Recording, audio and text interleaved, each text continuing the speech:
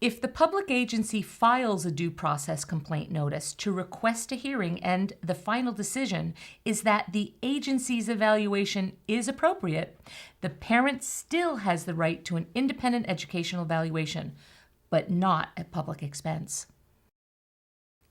So, Julie, this provision of the regulations basically says that if the school district refuses your request for an independent evaluation and initiates a due process hearing to defend their own evaluation, and the hearing officer has said the school district's evaluation is appropriate and therefore the school doesn't have to pay for the outside evaluation. Okay, so I'm following you. All of these steps have occurred, which is hopefully long down the road, okay?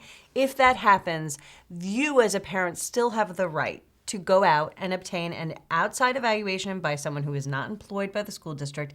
It's just that the school district doesn't have to pay for it. Right, and you know what I'd like to say here is that if you already know before you don't want to go to the extreme of going to due process, you can avoid the whole thing if you know at the very end you're just willing to go out and get your own independent evaluation at your own expense as an option. Yeah, as an option. And that could be where your insurance covers it.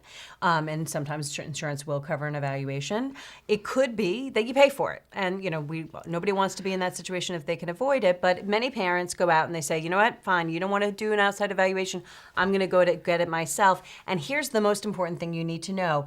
Whether you pay for it or they pay for it, your school district is required by law to consider the information that you bring back to that IEP team. So it doesn't matter who wrote the check.